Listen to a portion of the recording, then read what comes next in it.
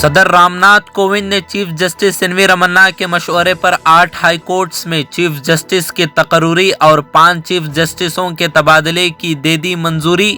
محکمہ وزارت قانون و انصاف کی طرف سے جاری نوٹیفیکیشن کے مطابق کلکتہ ہائی کورٹ کے چیف جسٹس کو الہ آباد high court, Karnataka high court کے چیف جسٹس کو تلنگانہ ہائی کورٹ، مدھیہ پردیش کے ہائی کورٹ کے جسٹس کو کلکتہ ہائی کورٹ کا چیف جسٹس کیا گیا مقرر۔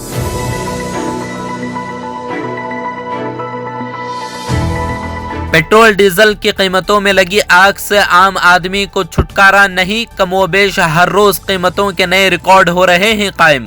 10 اکتوبر کو لگاتار چھٹے دن ملک بھر میں ایندھن میں کیا گیا اضافہ۔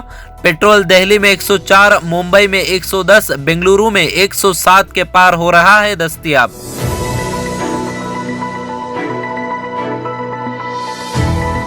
ملک میں کوئلے کی کمی کا اثر اب سب سے زیادہ کوئلہ کان کنی کرنے والی ریاست جھارکھنڈ میں بھی دیکھنے کو مل رہا۔ ریاست کے تھرمل پاور پلانٹ کو بھی کوئلے کی شدید کمی کا ہے سامنا۔ ٹی وی این ایل کے یونٹ بھی کوئلہ بحران کی وجہ سے بند ہونے کے دہانے پر ہے پہنچی۔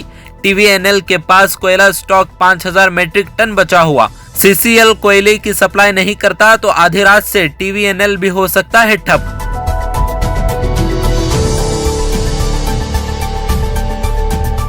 حالیہ دنوں میں اقلیتی طبقے سے تعلق رکھنے والے 3 مقامی افراد کے قتل کے بعد کشمیر میں بڑے پیمانے پر گرفتاریاں عمل میں لائی گئیں۔ ذرائع کے مطابق ابھی تک 600 سے زائد افراد کو لیا گیا ہے حراست میں، جن میں سے پولیس ریکارڈ ملیٹنٹس، پتھر باز اور جماعت اسلامی سے تعلق رکھنے والے افراد ہیں شامل، جس کے بعد بانڈی پورہ قتل کیس حل کرنے کا پولیس نے کیا ہے دعویٰ۔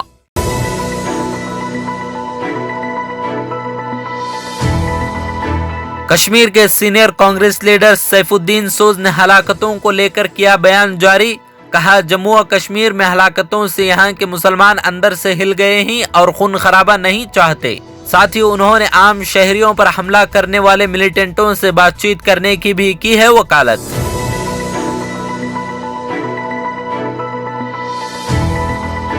اسد الدین اویسی نے کسان انٹر کالج میں منعقدہ شوشت ونچت سمیلن میں بی جے پی کے خلاف جم کر سادھا نشانہ۔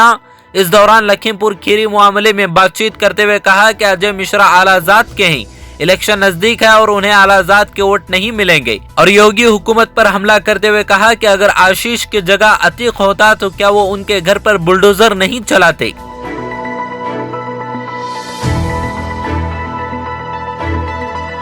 مرکزی وزیر برائے اقلیتی امور مختار عباس نقوی نے کہا کہ 2020 اور 21 میں حج کورونا کے سبب ہوا تھا مؤخر۔ اس سال بھی سعودی کے فیصلے پر ہی حج کو جایا جا سکتا۔ اس سلسلے میں 21 اکتوبر کو ایک اور میٹنگ کا ہوگا انعقاد، جس میں وزارت خارجہ، جدہ کے سفیر اور ہندوستانی سفیروں کی حج کے سلسلے میں ہوگی تفصیلی گفتگو۔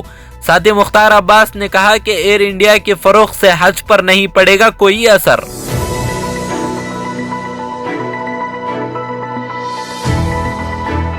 ریاست کرناٹک میں ایک بار پھر انسانیت شرمسار، 16 سالہ طالبہ کی اغوا کر 4 لوگوں نے کی عصمت دری۔ کرناٹک پولیس نے اجتماعی عصمت دری کے سلسلے میں 4 ملزمین کو کر لیا ہے گرفتار۔ سپرنٹینڈنٹ آف پولیس رشیکیش نے بتایا کہ ایک ملزم لڑکی کو فیس بک کے ذریعے جانتا تھا۔ اس نے دیگر ملزمان کے ساتھ مل کر طالبہ کی ہے عصمت دری۔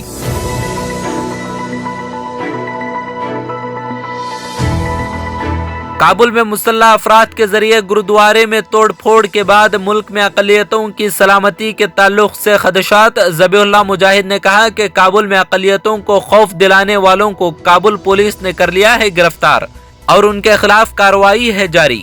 گرودوارے پر حملے سے فکر مند افغان ہندوؤں اور سکھوں نے حکومت ہند سے اپنے فوری انخلاء کی تھی اپیل۔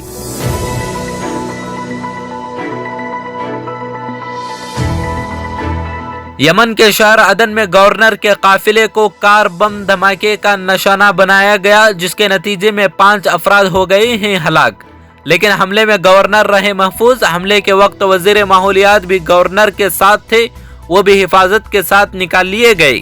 گورنر عدن احمد لاملاس کی جانب سے جاری بیان میں کہا گیا کہ وہ بالکل محفوظ اور خیریت سے ہیں، لیکن حملے میں سیکیورٹی پر موجود 5 اہلکار کے مارے جانے کی دی ہے جانکاری۔